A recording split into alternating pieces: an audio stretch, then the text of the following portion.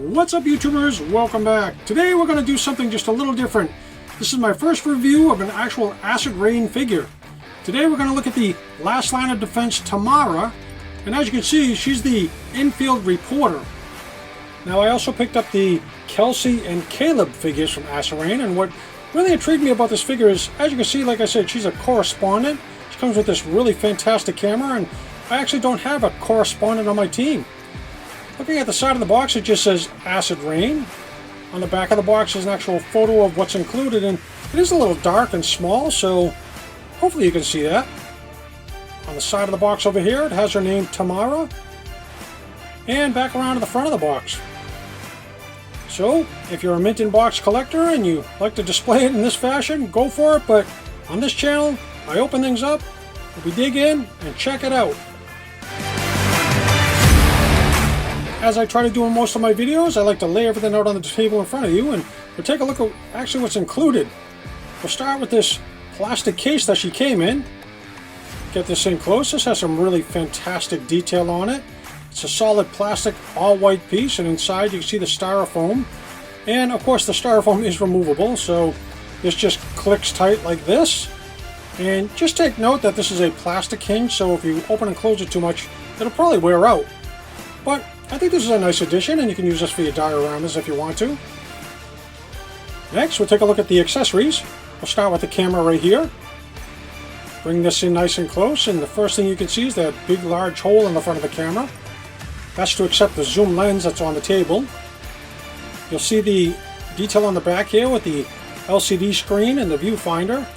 I'll grab the telephoto lens, and as you can see, this thing is absolutely huge. Got some really fantastic detail on it with all the adjustment dials, and there's a peg right here that ports into the front of the camera. This is pressure fit, so we just click this in the spot right there. There we go. Now you can see the actual complete camera and all its wonderful detail.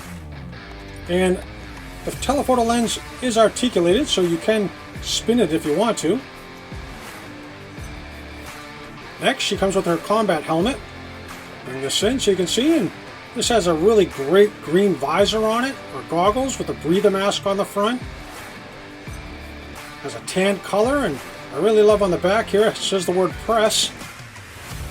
Got some black wash on it, and this is an actual replacement head, so not so much of a helmet. You gotta take that head off and pop this on. So it's nice that they added this, so when she's on the front lines and deep in the mud taking pictures. Next, we'll look at her baseball cap.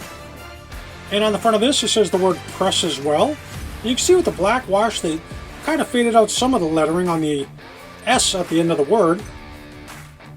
Really nice detail on this. It is nice and pliable, so it'll fit on the figure's head no problem at all. And you'll note right here that hole, and that's so you can pop the ponytail off the back of the figure and pop it back on. Lastly, we'll take a look at the figure itself.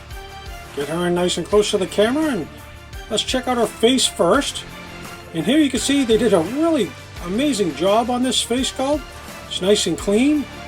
Really great looking detail on the eyes. One thing I am questioning is I'm not sure why they gave her gold hair, but that's alright, I guess. Something different to add to my collection. It is a little shiny for my taste. Next, she's wearing a white shirt that is mid-sleeves. It's got some black wash on it, and right here you can see the straps that go down around to support that mid-belt. Up on the shoulder there's some type of attachment, maybe for her camera, and I do want you to note that this does come off. It's incredibly tiny, so be careful not to lose it. I've already knocked it off twice during this review before I even got her on camera. Coming down to the belt buckle, you can see this is actually a looks like a dove of some type, or some type of bird. And this, of course, is painted in a brass color. You can see the green pouches and the one red pouch on the midsection. Coming down to her leg, she's wearing green BDUs, or military pants, with some dark gray at the bottom, and brown boots. Looking at the side, I'll put her arms up, and you can see she's wearing some type of spandex black sleeve shirt underneath this white. And she got some really large hands for a female. Not sure why these are that big. Taking a look at the side of the belt, you can see all the other pouches that are included. Turning around to the back, you can see the back armor and all the detail that they put into this with one large pouch in the center. Nice wrinkling all the way down the pants and especially down to the bottom right there. Now on this side of her belt, you can see this CB radio or walkie-talkie, if you will. Some more pouches. So all in all, pretty amazing detail on this figure as well as paint apps.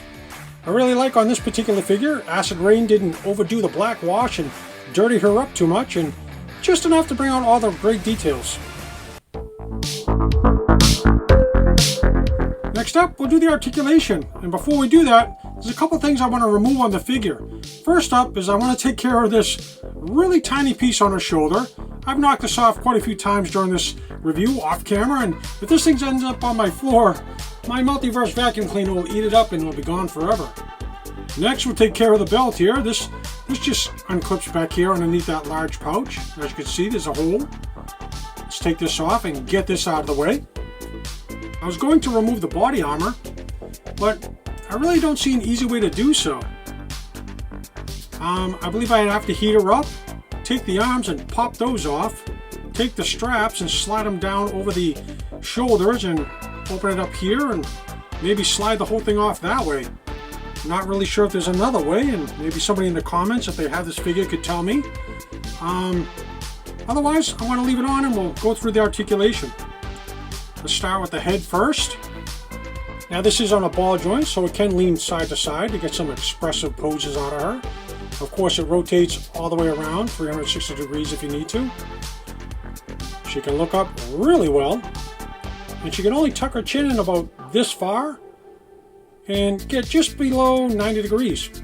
Now the ponytail is also articulated. This is on a ball joint, so as you can see, it goes all the way around, and this is removable, and we'll show that later on in the video to put her baseball cap on.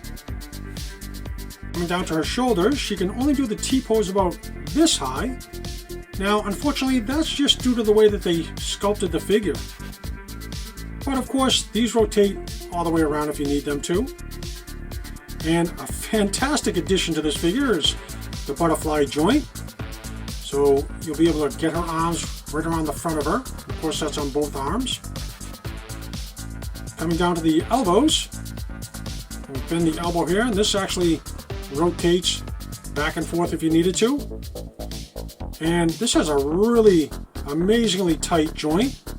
And of course, she can reach back and with both her hands if she needs to and adjust her ponytail.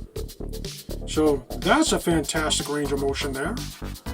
Coming down to the wrists, these rotate around. Looking at her large man hands, this one goes up and down. Now this particular wrist goes in and out. So there is some difference between each of the hands.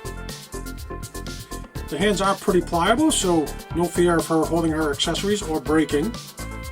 Now coming down to her torso, there is a joint right above all these pouches, and I'll show you right here. Now of course you can't utilize that articulation due to the body armor, but she does have waist articulation, so she can go side to side really nicely. And I'll stand her up straight, and she can lean way back, and she can lean forward, but again with all those pouches she can only get about this far. And of course if you remove the body armor you could get a lot more articulation. Now we'll come down to her legs. She can do the splits about this far. She does have a thigh joint which is sculpted in above the strap, so that rotates back and forth. Now this particular figure can put her leg back this far, and you know what's coming. Spartan kick forward this far. This is Sparta! Of course, just like all these modern figures, she does have a double knee joint, and this is a ratcheting joint, and this is really tight to move due to that ratchet, so just be careful, but it does lock in place and holds it nice and tight.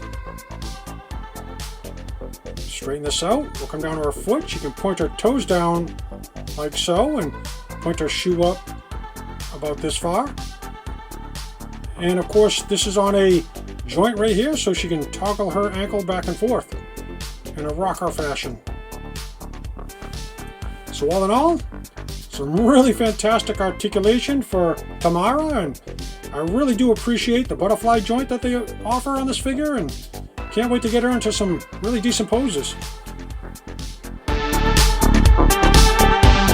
Next, I'll show you how to put the baseball cap on and the helmeted head. So first thing you got to do is pop the ponytail off. You take the pliable baseball cap and push it on her head, and you just got to line up the holes in the back, as you can see. You take the ponytail and just pop it back in the hole. So I really like this look with the pressed baseball cap on, and really changes up the look of the figure. Take this whole thing off, and next we'll put on her combat helmet. Again, you just line this up and pop it on, and now she looks like a completely different figure, and this still is articulated. She can look up and down, and of course all around if you needed to. And it's nice that you don't lose any of the articulation with this head on. So I'm really happy that they added this, so when she's knee-deep in the battlefield, she's protected. Alright, let's wrap up this video by doing some comparisons of other 1/18 scale females I have in my collection. This way you can see how she sizes up. First, I'll bring in a October Guard G.I. Joe Convention exclusive Dana figure. I'll bring in a Joy toy figure from the Perron Patrol. I'll bring in Pegasus from my custom Ronin Company team that I created and did a video on. And she's on the Marauder's Valkyrie body. And lastly, I'll bring in a Marvel Universe Black Widow figure. So as you can see, she sizes up perfectly, and she's not too tall and not too short. So what do I think of this figure overall? I really like her. I've been watching that Acid Rain line for quite some time and really wasn't interested. Once they started releasing these human figures, it really caught my attention.